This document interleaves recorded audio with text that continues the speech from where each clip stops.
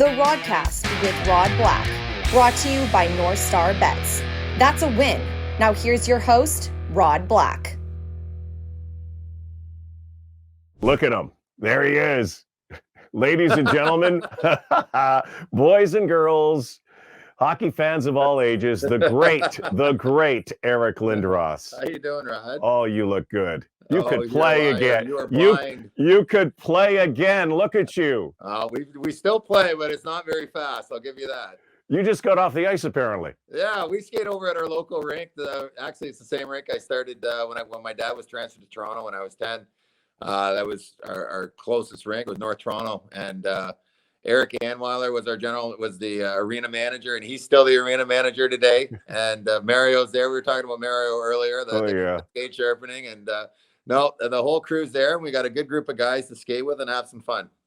Do you still get the vibe? Do you still get the buzz? I know the way I know you is that you would love the game so much. You could talk hockey 24/7. Do you still love it the same way you liked it when you played at the highest level when you're out there? I guess I like it differently. I like it in a different fashion. I still enjoy getting on the ice and playing, and everyone loves to have to see a nice play progress and to be part of it and to make a nice pass. And, even if it's just a kind of a men's league or we're not even a league. We're just a bunch of guys that get on the ice and do a couple drills and then get into a scrimmage. And, even if you're doing that, you feel good. I mean, it's fun. It's the best, right? Hockey's amazing. So that part is off the charts.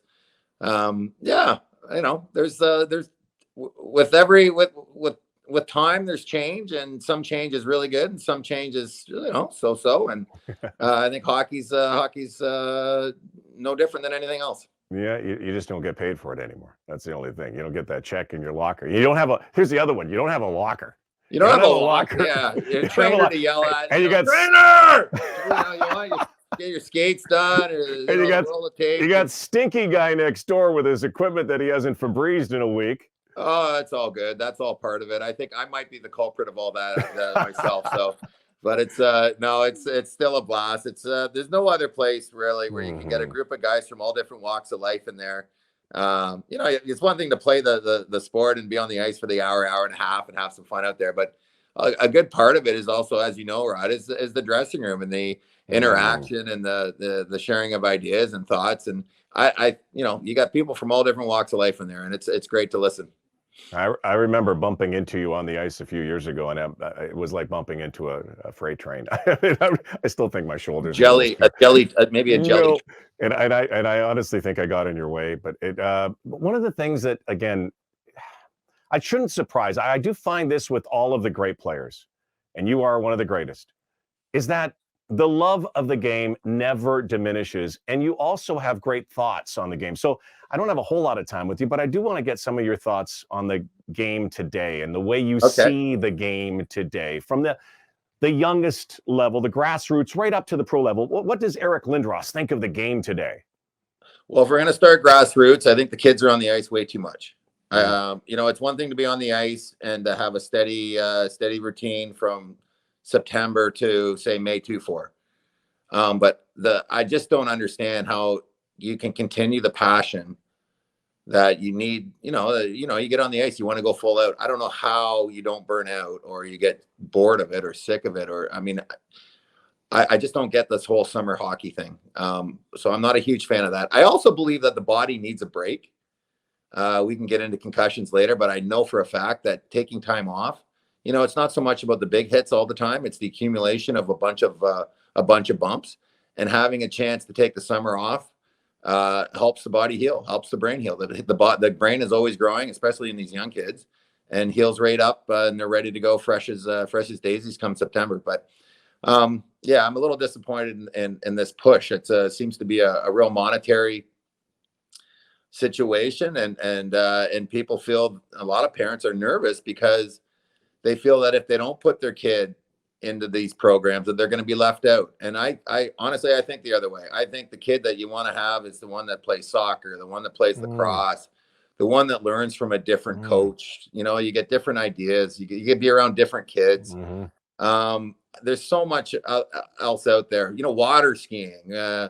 swimming all the time, just doing anything. I think you're going to get a more balanced athlete and a better hockey player when it's all said and done. I think we get a little short-sighted on where we are when we're 8, 9, 10 years old. And, if the finish line is, where you want to be when you're 15 and ready to, if you're, make that decision, if you really want to go for it or whatnot, I think that's when it happens. I don't think the push needs to happen when you're 8, 9, 10. Yeah, it's very costly as well. Very costly. I often say that, the next kid that comes from a lower income bracket that makes it to the National Hockey League or makes it to a high level might be the first kid because it's just so cost prohibitive. Do you find that?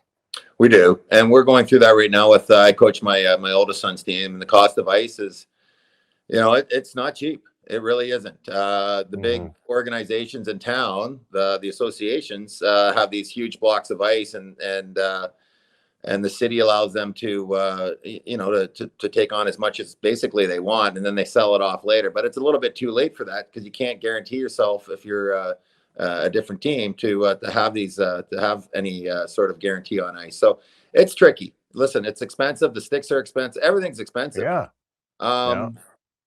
So the snacks are expensive. Everything is the water's free, Rod. Just fill those water bottles up. My mom, we never had a pop after the game. Always the water bottles, and we got some kids in the team that get there by subway, and some of them that have a tricky time getting some equipment because of But then you know what? When you call up a guy like Darcy Tucker, and I called up Thomas Caberlet, and it said that. Because their kids just went through and they got a bunch of old sticks in the garage, and they were kind enough to send some sticks over, and our kids that needed a little bit of help were able to do it. So there's a way to get around it, and a lot of organizations can help out, but it is expensive, no doubt about it. Yeah. So you're coaching. You're like Coach Lindros? Yeah. You are? We're just a bunch of 8-year-olds, and we're out of the Weston Association, and we're having how do you describe your coaching style? Are you Mike Keenan? Are you Mike Babcock? Are you Sheldon Keefe? Who is Eric Lindros as a head coach? I wouldn't know what to describe it. We're just getting to know each other, and we're working on a lot of fundamentals. We're back to basics on our skating and edge work, and we really spend a lot of time. I got lucky. I got surrounded by a couple of really good guys, and Brendan Charters and Brandon Season, and we've got a nice group with our team, and I think the kids are going to have a good year. We're about 4 we've had our tryouts, and then we've had our first practice, and we got a long way to go, but I think we can get there. Do these kids know that their coach is Eric Lindros? I mean, thankfully YouTube is there, but I would imagine the parents are probably beside the glass taking more pictures and bringing memorabilia out than the kids. I'm learning too in this whole process as well, right? I mean, I had never coached before, and the biggest thing is, how do you communicate to an 8-year-old? What makes them tick? How do you get to it? How do you engage them? How do you build this confidence in them where they feel that they want to take the next step? It's a game. It's a real mental thing, and I'm learning a lot. I'm talking to a lot of people that have been through it. Scott McClellan, he was my coach at St. Mike's. And he's coached kids all the way through. He plays with us on Tuesdays and Thursdays. And I ask Coach all the time, one, to come out and to help us out and just have a look around, and two, for little tips along the way. I mean, that's where it's about. I'm meeting Larry Marson for lunch tomorrow, and he was Larry was our assistant coach in Oshawa, but I knew Larry since I was 10 because I used to go to his power skating school out in Scarborough, and. So I'm meeting with him, and he's going to bring a handful of drill ideas and skating ideas and things that, I might not have thought of, or something different that the kids would be able to use. So trying everything, and we'll see where this all leads us. Well, one thing they're going to get is a guy who gives it his all and is going to have fun and has a big heart. Did you ever consider coaching at a higher level, like not 8-year-olds, but junior or into the National Hockey League? I do think you might have made a really good coach. I don't know. No. Or did you just have enough of the game when you left? I was frustrated at the end. I was extremely frustrated, and it took a while to get things turned around mentally. I always loved, the game itself I loved. I just didn't love the pro game and some of the things that transpired. I didn't walk out feeling great about things. If that's, I guess that's the proper way to describe this. Do you what do you feel about the pro game now as you're a fan and a spectator and an alumni and a Hockey Hall of Famer? Well, listen, where do you start with this stuff? I mean, the skill level's crazy. The things that they're doing and the rate of speed they're able to do it at is off the charts. Their ability to go from 0 to 60 is amazing. It's terrific. It's terrific. It's a whole, obviously the rules have changed. The hooking and holding's not there. The need for mass, the need for grinding through and getting through isn't needed anymore. That whole power, because you can sacrifice, a lot of times the teams would sacrifice speed for power because there's so much hooking and holding. So that's out the window. There's still, but you get into the playoffs, there's still a need for that push and that. And I think if you look at you take that gear off Nathan McKinnon, you're going to see a beast of a person, right? Mm-hmm. You're going to see a truck, and that's what you need. But he's got both. He's got the power and the speed, and he's got all the skill in the world and the whole bit. I think people would be shocked if they had a look. So things have changed a little bit. I wish that I love the playoffs. And I love the way that it's set up and how the refereeing is working through there and what they deem a penalty. It's not they let it. I don't think they let anything go. I just think that standard is where you want to have it for your championship.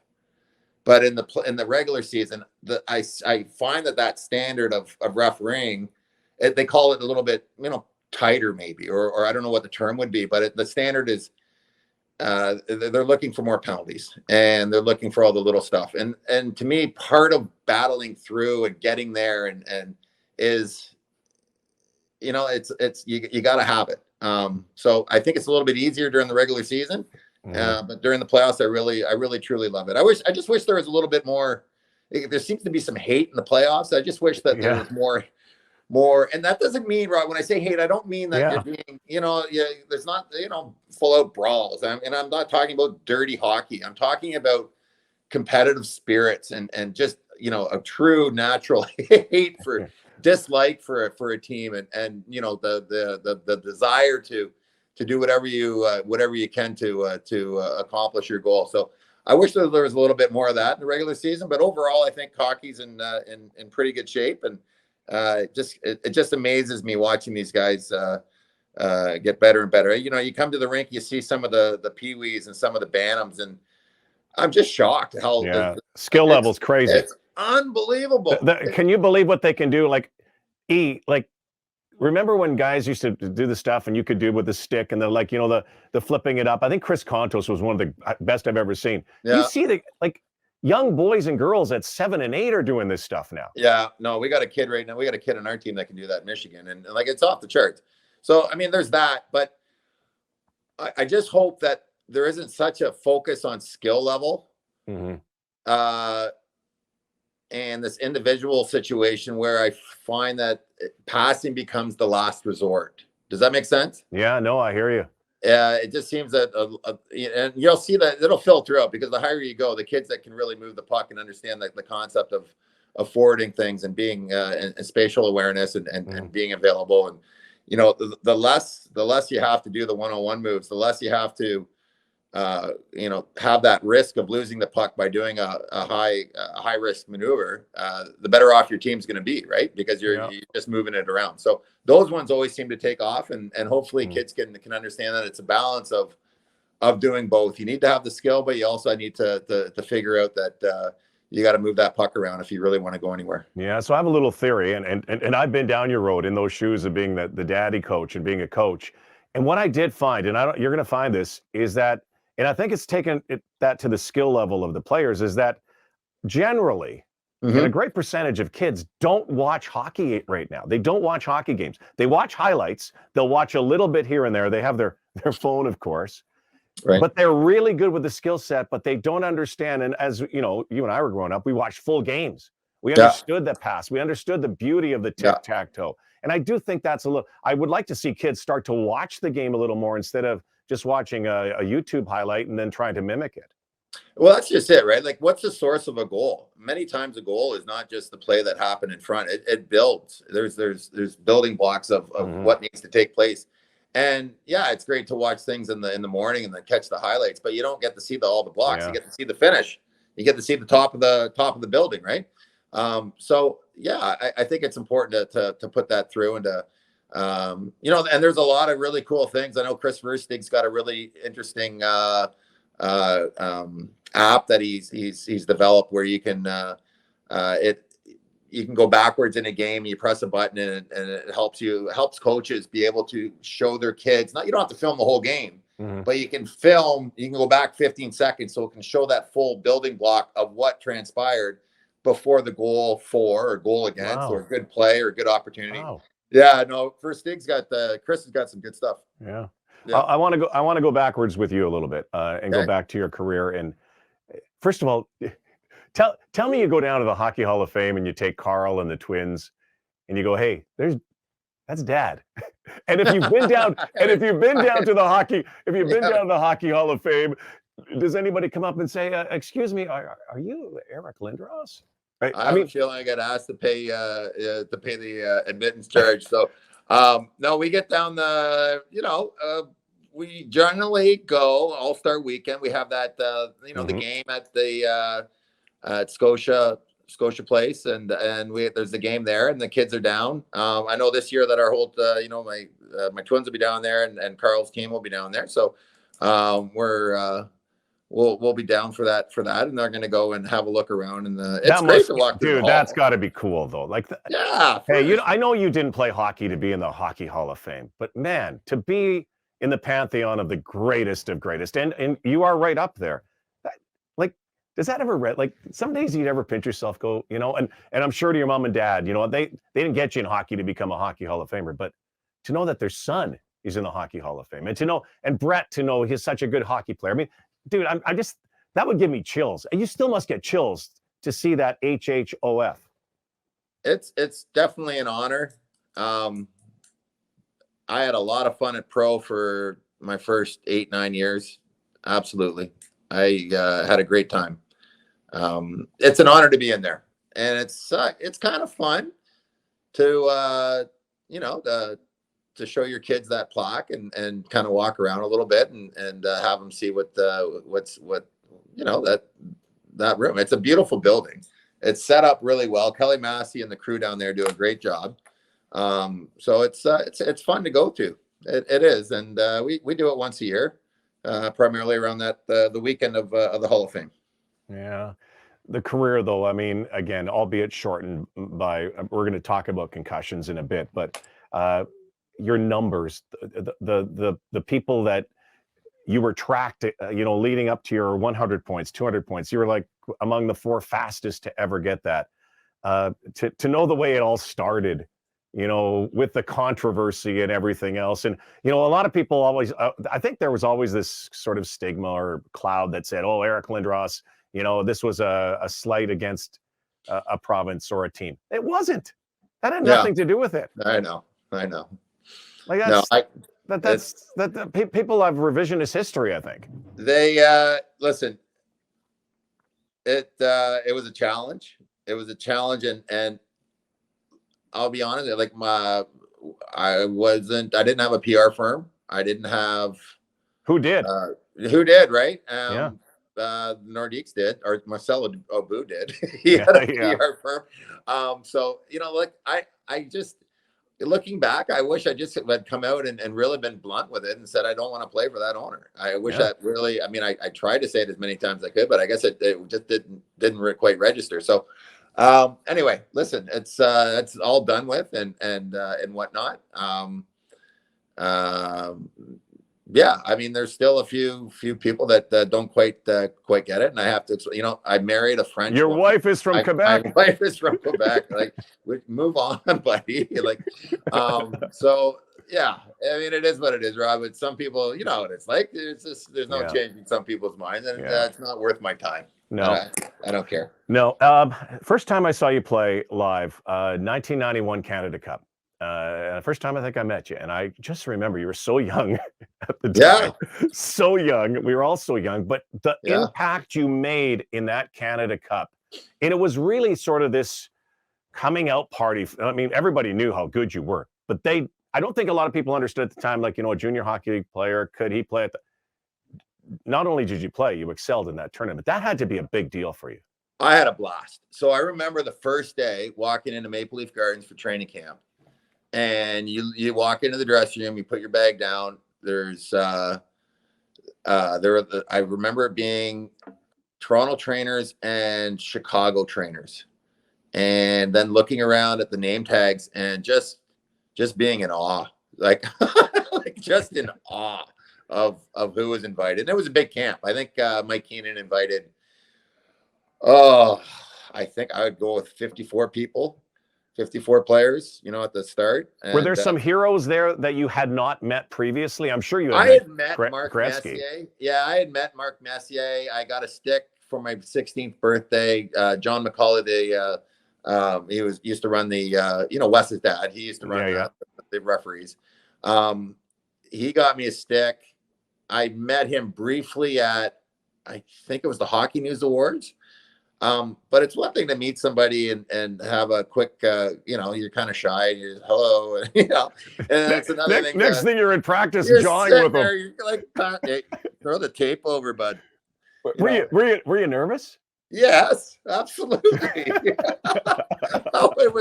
Yes, absolutely. So I had a great time.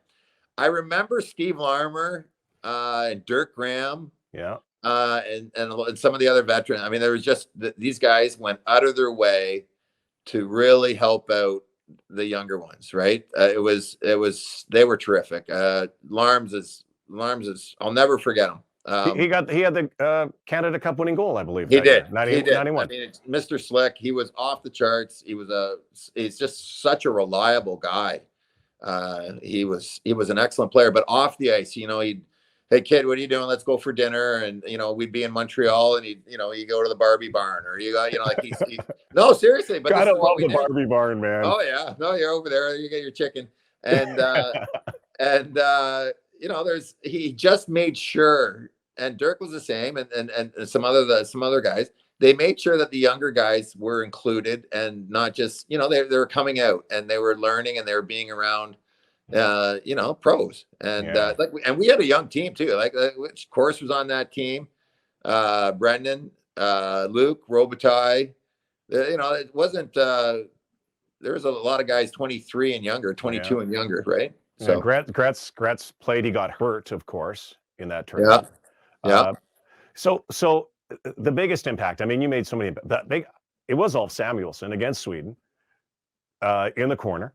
Yeah. That was one of the biggest hits. That may have sparked your arrival. You talked earlier about, the game today and that there's not anger or, I don't want to use the word hatred, but there isn't it's that not anger. That. It wasn't, it's just intensity. Intensity. Yeah. Yeah. But can I tell you, I watched that today. That was one of the most intense hits ever.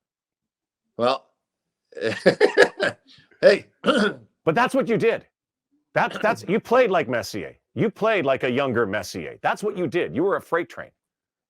Well, I had Mark was on that team, and boy, did he ever play well in that tournament. He was fantastic. He's such a great skater. If you watch how smooth you go back and watch just how he skated and how he could, the old kickstart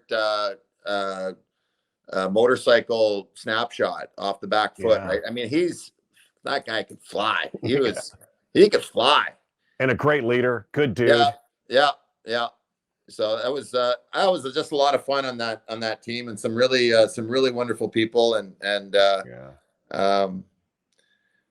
was everybody. There were so many characters. Even that the photography guy, Jimmy.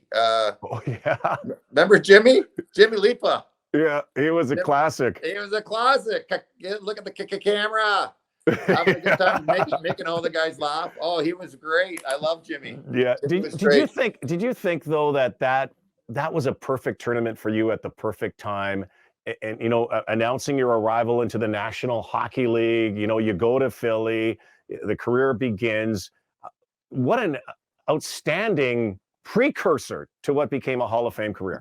Well, it's good and bad though, because it might have prolonged how long it took for me to get traded. Yeah. That's the only downside. I had a blast during that tournament. I learned so much. I had a great time. I had no idea what an optional was. I remember Sutter Pat Burns just staring at me, giving me the Oh, God rest his soul. An optional practice, and I had no idea what. Yeah. We never had optional practices in Oshawa. We just, practice is practice.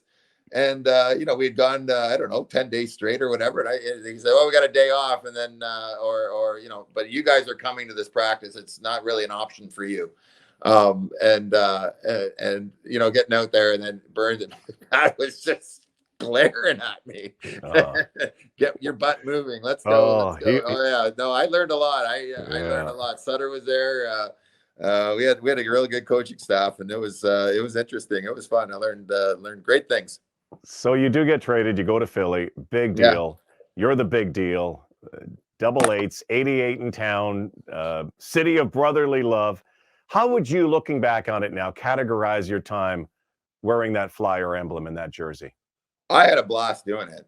We had some work to do getting our team back in shape and back into contention. But Bob Clarke made one of the best trades going in getting John Leclerc and Eric Desjardins and Gilbert Dion out of Montreal for Mark Recchi. I mean, it was Mark's a really good player, but the way that those other pieces came back to fit into what we had and what started the Legion of Doom.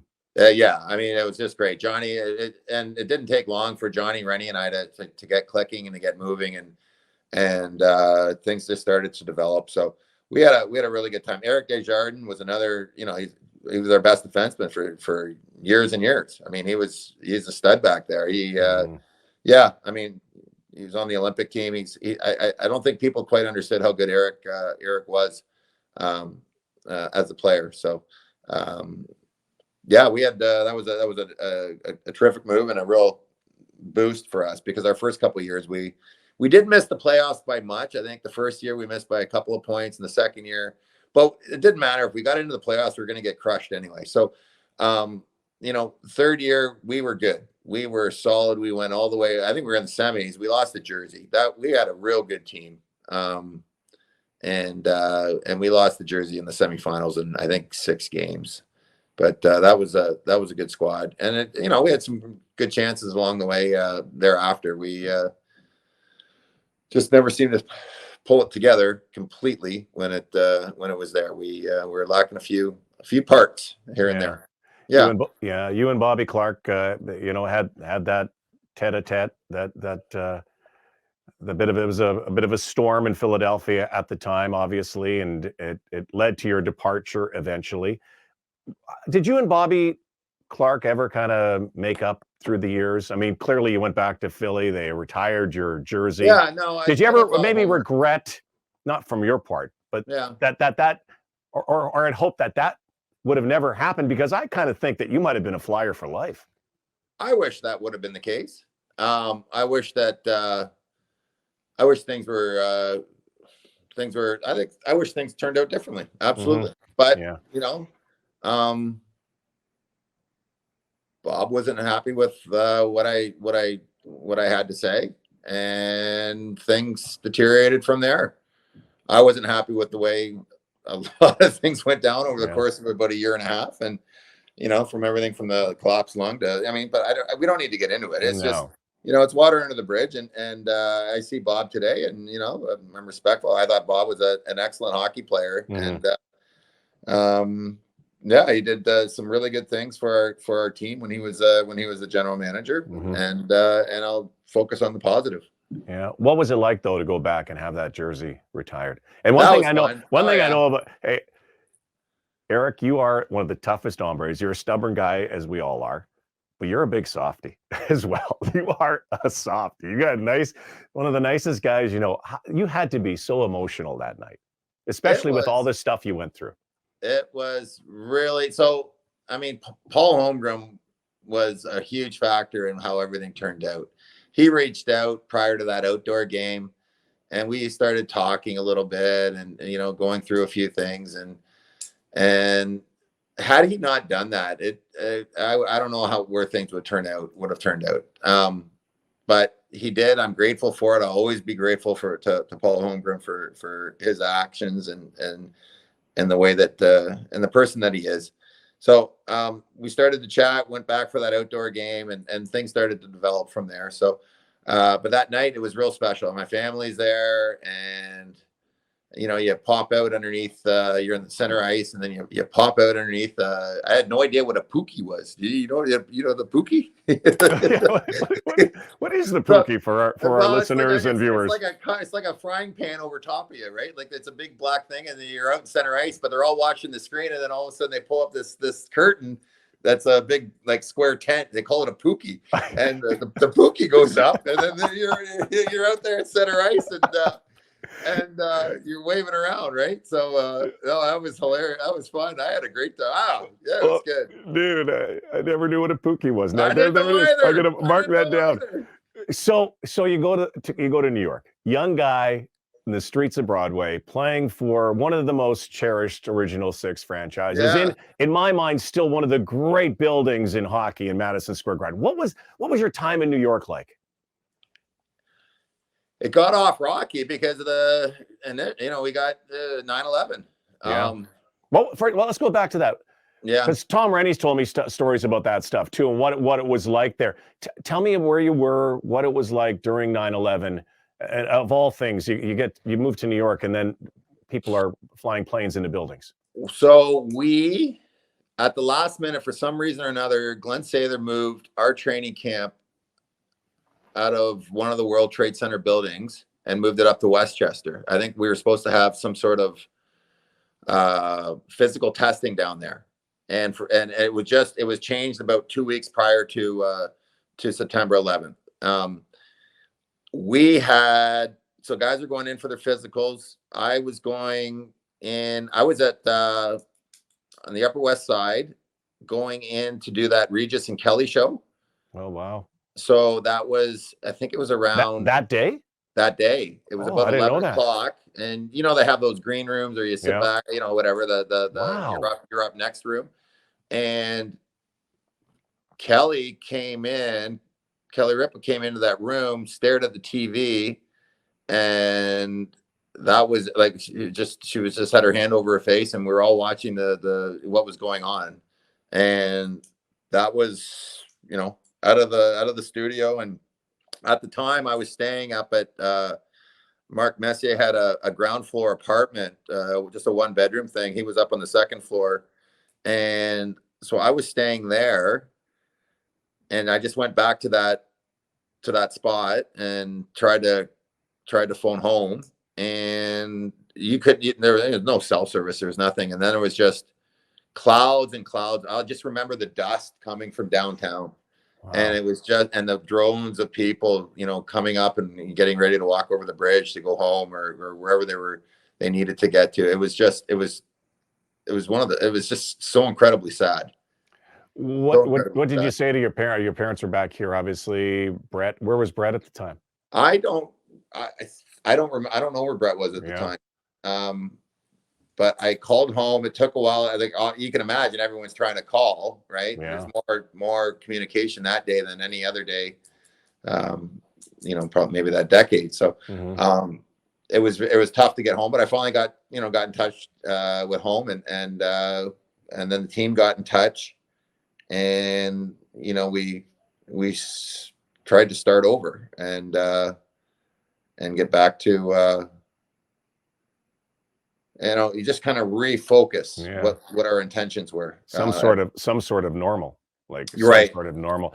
Right. When did you start feeling comfortable there? I don't think you ever start feeling comfortable after that. That was scary. That really was. That's not hockey. That's not. No. It's not collapse line. It's not misdiagnosed situation. That's beyond. What perspective you must have, Eric. Think about all the stuff you got through, and then plus that. Well, and then, geez, at the start of every one of our games, or at Madison Square, we'd have a salute to the emergency services groups, and it was just, oh my God, like there were so many people lost and so many people that tried to help out, and it was just horrible. Absolutely horrible. It was just the saddest scenario going. It was some guys had friends, some of the guys that had played there for a while knew a bunch of people in some of the trading shops up and they lost a lot of friends. It was really sad. Yeah. Have you ever gone back to the memorial at World Trade Center? I haven't been back to New York in a long time. It's profound. I mean, I think someday, you're going to probably take your kids there too. I mean, I think it's important to take them there. Absolutely. Yeah, absolutely. It's an amazing tribute. But I completely forgot that was a timing for you, and you're about to do a show. But again, things, obviously life goes on, games go on. Right. I remember the Yankees-Mets game. Remember that in New York? That was kind of helped with the healing, and I still think that's what John Rosasco would. So John Rosasco is one of the best PR guys you're ever going to meet, and he comes into the room and he says, "All right, we're gonna press reset on this, and our job now is to take the minds off what happened. Refocus the minds of the people on something positive, as opposed to continuing to remember what happened. Don't forget about what happened." But let's not think about it constantly. Let's give them for 3 hours or 2.5 hours during this night the absolute best we can offer, so that they can have some sort of mental vacation, you might say. Yeah. And that's how John Rosasco went about it. John's fantastic. John's terrific. So that's how the team they look on it. And I thought we got off to a fairly good start, and had lots of support, obviously, within within the city, and we had a chance to go down to the site and to say hello to workers, and to get down there and actually see the destruction. I mean, it was those are big. That's big. That must have had a lasting impact. It'll have an impact on you forever, as it has for everybody, right? The loads, it was just, you can imagine the pile of, it's just incredible. It was just nuts. It was over the top. Wow. It really was. It was really sad. Yeah. And one thing about New York is it does bounce. It bounces back big time. The people are incredible there. Yeah. As you found out as hockey fans, it's quite an interesting place to play. Your first two cities that you play in probably have the loudest and most voracious and sometimes vitriolic fan bases, people who will give it to you, and they've got, by the way, they study. They've got really good lines. Yes, no, there's a lot of humor in there too. There's some funny stuff that goes on, but when it's those two cities, they pay attention, and their fans are intense, and that's just the way it is. That's and that's a great scenario to play in, right? I mean, it's kind of the same here in. I think it's a little bit different, the fan here in Toronto versus the actions the fan would take or what they would verbalize in New York or Philly. But the intensity to a point is there. I don't know how anybody would want to wake up and play in a place where, you walk into the diner after, the morning after a game and you're not really recognized. I mean, you want, like, the pressure of all that is just fantastic. That's what drives the train, right? Like, that's what. Yeah. We used to have the Canary down here. So when I played for the Leafs, you walk it. Yeah, you remember the Canary? Yeah. The restaurant over. Oh my gosh, how many guys have been to that place? Yeah, right. So you walk in, you have your eggs on your way to and everybody in that restaurant knows if you had a really good game or you had a stinker, right? Yeah, and I don't think you ever had to pay. Well, you had to pay if you had a stinker. You didn't have to pay if you had a good one. Yeah, something like that. Yeah. So that's where I want to get to is coming home. Home and playing for your team and your town. I wish it would have happened a little bit earlier when I was once you get what I had, and everyone's different, but I found that my timing and the way that I could recognize situations in the game altered every time I got concussed. And I got a little bit slower. I never quite got back to and it's the difference of a half second here, or like it's not much, right? But it's all the difference in the world when you accumulate just those little How many moments. did you have? Like 8 or 9? It's not so much about the numbers were high, but it's the intensity of each one.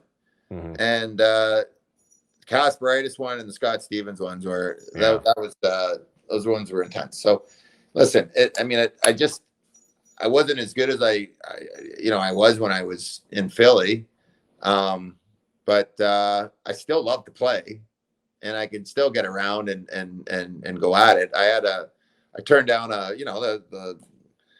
the insurance company. You obviously have a lot of insurance, and there's a bunch of doctors saying, you should retire,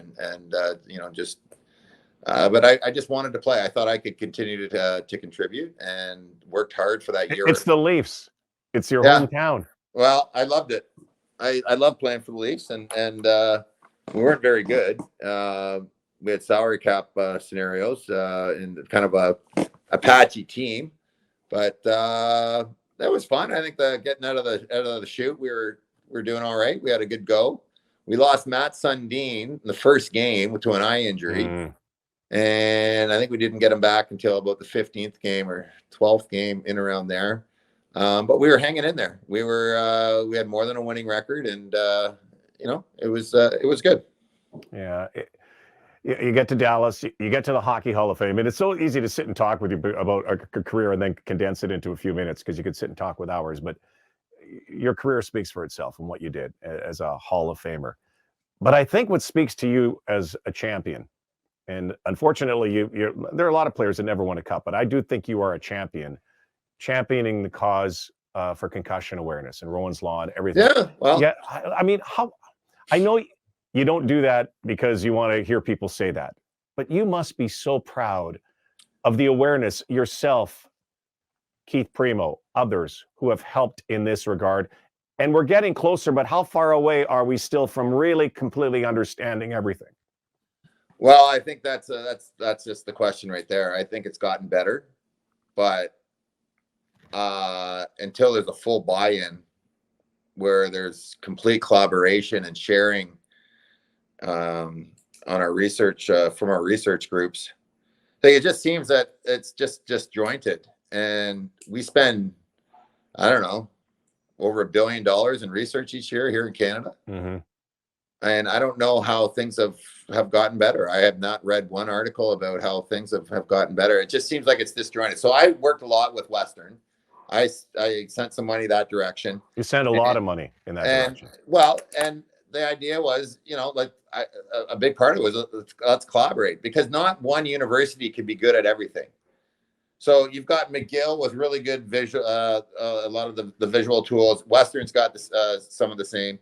Some of the other universities are strong in blood work, or they're, everyone's got something that they're good at. But if we could network it properly, where people weren't sitting on their information and sharing it and getting it out there as quickly as they could, as opposed to really, a little bit here and a little bit there, a little drabs, really making a push for picking what we want to do, and then let's go at it. I mean, look at COVID. I mean, the one thing that COVID was absolutely shit. But the one thing that COVID showed was that if there's a real problem, we really want to get to it, there's a way to get vaccinations, or there's a way within a short period of time that we can figure out a solution. Now, it's not 100%, as it turns, whatever, you can argue either way. But, there was a solution, and the groups worked together. There were different entities going, and there's a lot of financial situations that played roles in this. But as a whole, it didn't take 17 years to go from an idea to a product that people could utilize. It was within a year, 9 months, a year. Yeah, very quick. It's possible, right? So don't tell me that things need to take 17 years to go through all these processes. You sound frustrated by the lack of movement on it. Listen, nothing ever. It needs a shakeup. It really does. It needs a shakeup. Things haven't changed. I mean, just watch the movie Concussion. I thought that movie Concussion would have even helped a little bit. The awareness that was created from all of the sports. everyone that's been affected by a concussion. You've been more affected than most people. Yeah. So here's what happens in Canada, and this is just my personal opinion, is that the universities, no one wants to take a knee to another university. So with that said, it has to come from a federal level. Mm-hmm. And the only way that we can get all the universities collaborating and working together is to control the monies that are going into the universities. So if you're not playing as part of the team, you're not going to get funded. This is what we're going to try and work on. This is what you got going on. But there's got to be something there to bring the groups together and that make them collaborate much more than what they're doing right now. They're not collaborating very much at all. Yeah, let's cross our fingers, and thanks to people like you, and I'm sure for all those listening and watching. I mean, a great kudos to what you have done and what you continue to do. I know you get frustrated, but I mean, you want to pardon the pun, you want to see that light. You want to see that. You want to see something. It's probably there. Well, we're doing well here in Ontario with Rowan's Law, and primarily it's about awareness and teaching.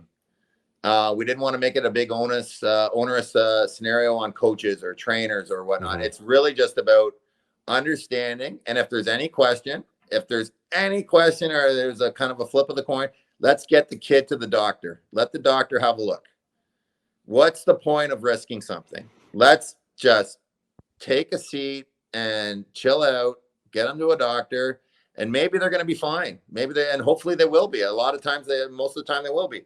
But that 3, 4, 5% where they go back and play and then they get hit again, and then because their armor's down and they're more susceptible to a concussion, it just builds and then it gets worse and worse. So I think it's about looking out not just for your own kid, not just looking out for the other kids on your kids' team, but let's look out for the opposition. Let's look out for people at school, and then having the schools and the education groups every year on Rowan's Law Day really go through what a concussion is and how the brain works a little bit, so that we can teach these kids every year. At the start of the school year, fresh, you're getting it back into sports. Hockey started up, and all your other sports are going on. It's just a nice reminder of what to look for, and how to act following something that. Hey, listen, they're going to happen. It's going to happen.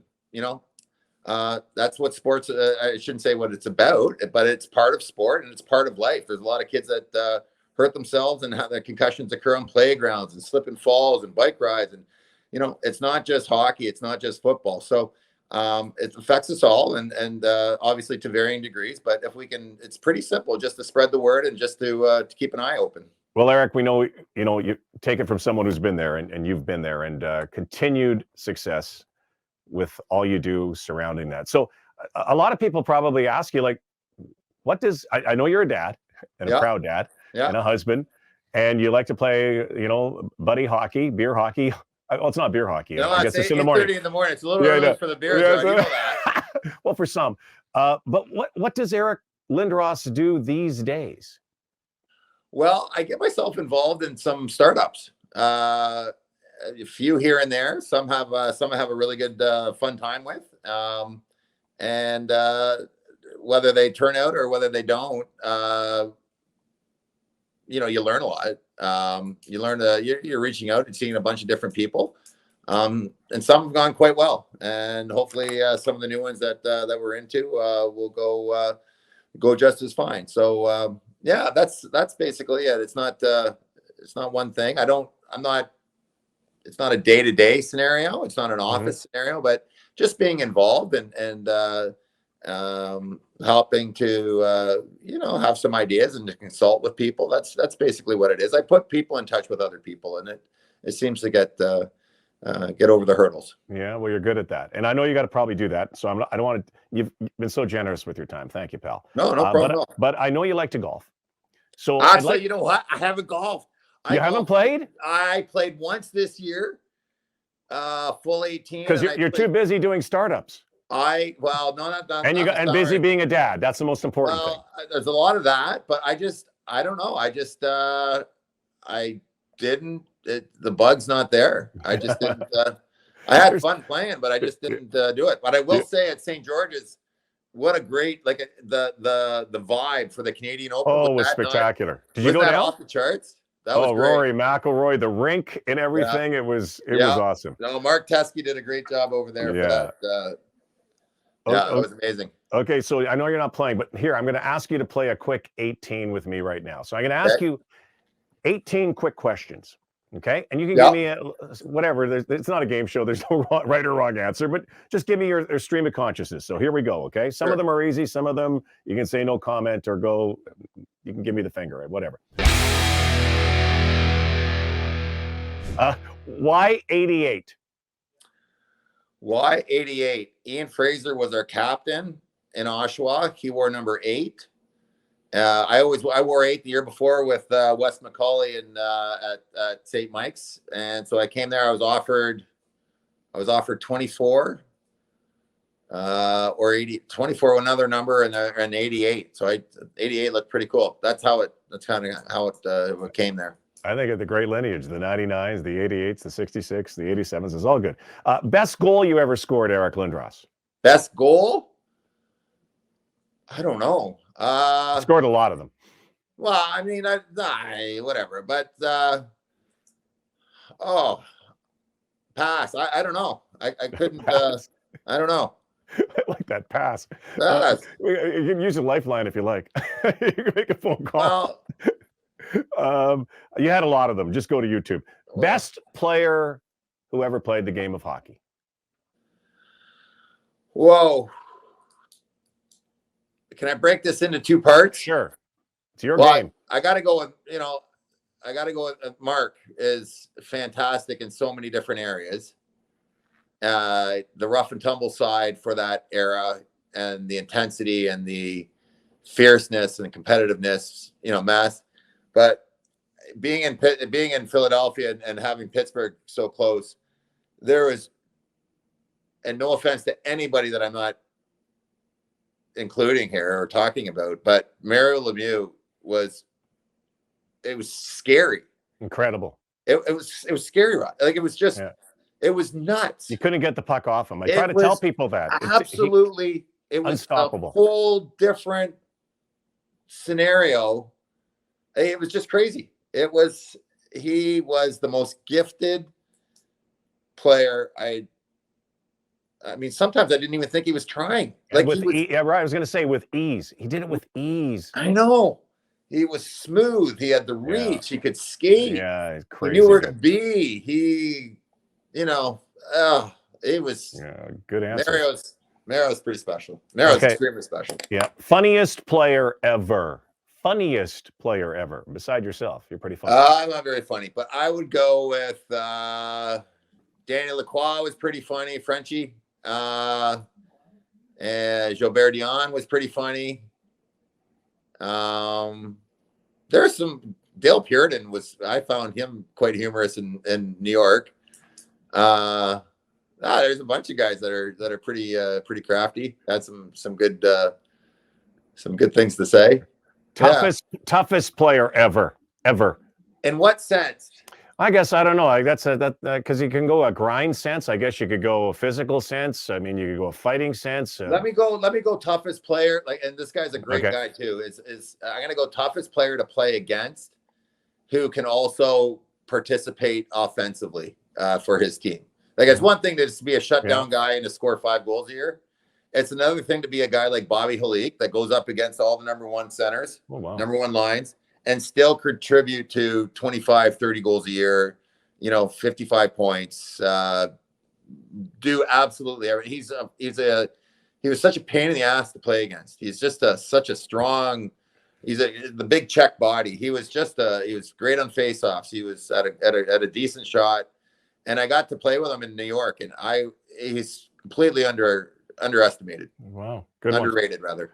Most embarrassing or funniest moment that you had on the ice? Maybe you didn't. Most embarrassing, or something that happened, or I guess not necessarily on the ice, maybe on the bench. Somebody farted. I don't know.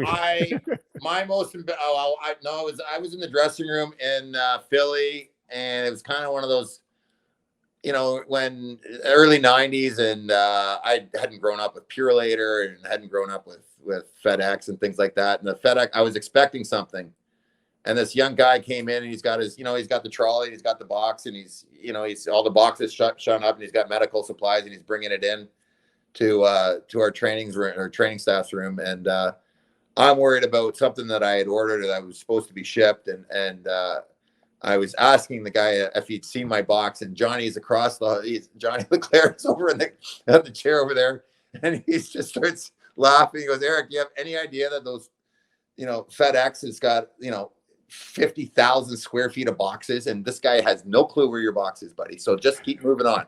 That was, that one lasted for a long time. But I in terms of the game itself, I don't know if there wasn't quite one there, but I'm sure I did some real stupid things off the ice.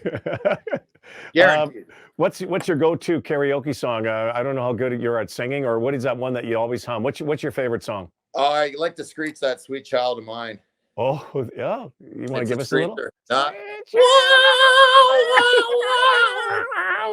I like that. Yeah. We'll have to do that up in Muskoka sometime. Windows up in the car, the cooch crank. Sweet child of mine.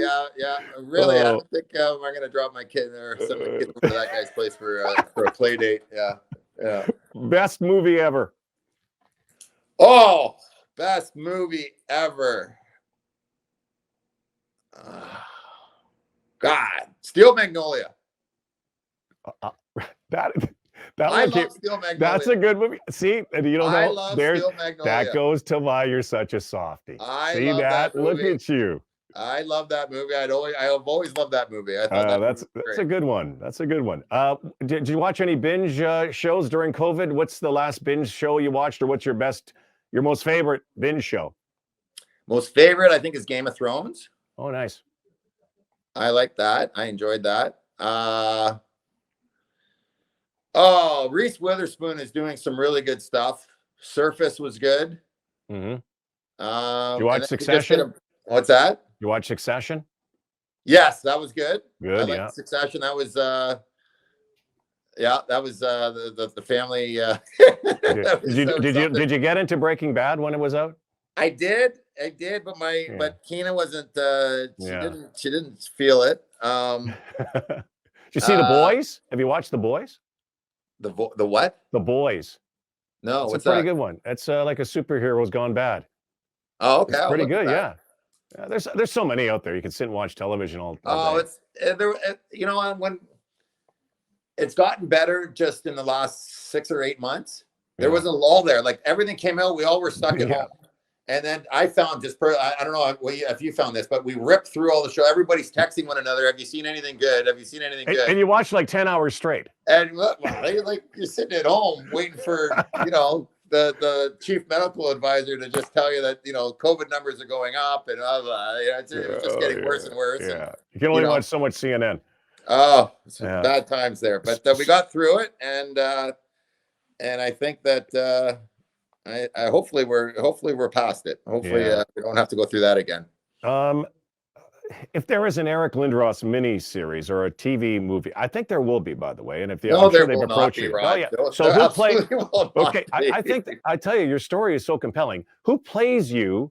Who plays Eric Lindros? Who do you want to play you in the movie?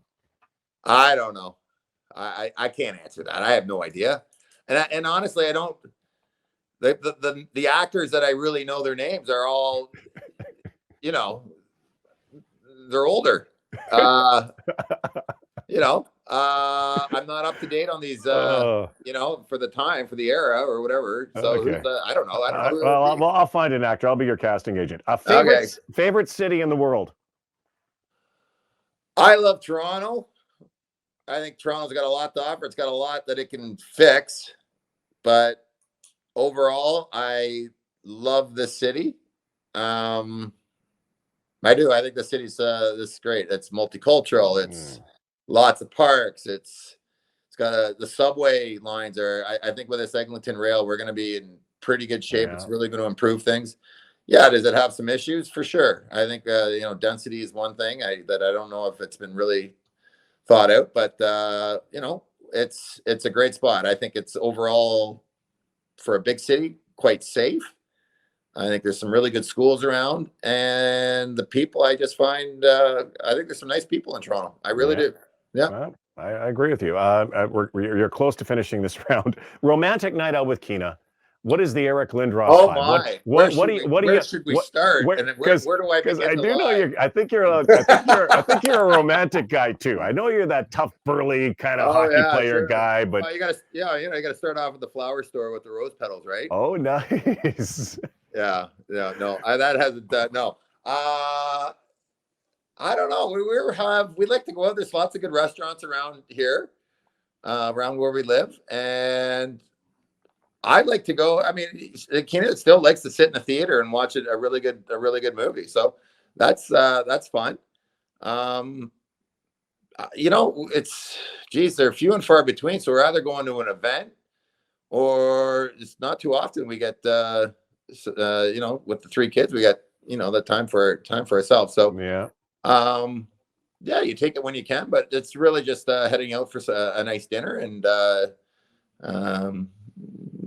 having a good chat, good catch up. Now, you're not 50 yet till next year, but everybody talks bucket list. What's on your bucket list? What do you want to do? What's something that you really want to do that Eric Lindros has not done? I would like to see Rowan's Law become a national situation. I don't understand why it isn't. I think we have some things to work out here in Ontario, but once that heavy lifting is done, we can take that template and we can utilize that in every other province. We've placed this thing at kind of a floor level in terms of how other provinces could adapt to this. It shouldn't be that hard. And the money that we'd save and the marketing that we could occur, the power of the marketing, where you think of Rowan, you think of concussion the same way you think of Amber and you think of a missing child. I mean, we really got to get working on that. So that would be one thing I still want to see finished off. I want to build a log cabin. That's I do. I want to build a log cabin. Oh, wow. I think I bought a mill. I bought one of these. Yeah, no, I'm telling you. I bought one of these. You're the world's most interesting man. I really do think that. I bought one of these bandsaw mills, and we do a lot of boards. We do all our deck boards at Fish Camp, and I love it. I think it's a lot of fun. But I would love to build a log cabin and throw something together and have have the kids little bunkies in there and whatever, nice. And go and chill out. Please invite me up and we'll have a few beverages and I'll do some fishing. Very good. And finally, if you can finish this sentence, I, Eric Lindros, owe the success in my life to an incredible amount of people, but primarily my family, my parents, my wife, and a handful of really, really thoughtful coaches and supporters. But there's a lot of people I can thank. Oh my gosh. We could be here for hours. It's incredible. Like think about all the people that you had since you were just a little kid. I remember Ozzie Sherrard was my first coach, and we weren't passing the puck, and he stopped everything, and he had one kid go and race as fast as he could, and then he passed the puck. He goes, "Who's going to win this race?" Or he showed that passing the puck was way quicker than the kid skating. And I'll never forget all these little moments. And every coach, John Fuda, geez, I mean, Larry Morrison, the list goes on and on and on with what each one has said, and Rick Kronakia, Roger Nielsen. I mean, there's a pile. It just goes. It's crazy. It's absolutely crazy, and everyone has some really good things to offer. Yeah, and I, knowing where your background and everything that's gone on in your life, how important family is. I mean, I think that's the next stage. The biggest stage of your life is being a dad. I mean, how cool is that? Yeah, no, that's fun. We got a good little team over here. We have they're funny. The 3 of them, they're all funny in their own way. There's a lot of humor that goes on into some good. You do have a team. You're just missing a goalie. You got 5. Yeah, something like that. Hey, listen. Thank you for your time. I know you don't do a lot of these. I tell people all the time how great of a guy you are. You're a great hockey player. You're a greater guy. And the biggest thing is what you give back to the community and your continued mission to help with concussion awareness. I wish you all the best in that. Can't wait to see you. I guess not on a golf course, but maybe at a hockey rink down the road. Sounds good. I look forward to it, Rod. Thanks for having me on. Yeah, thanks a lot, man. Take care.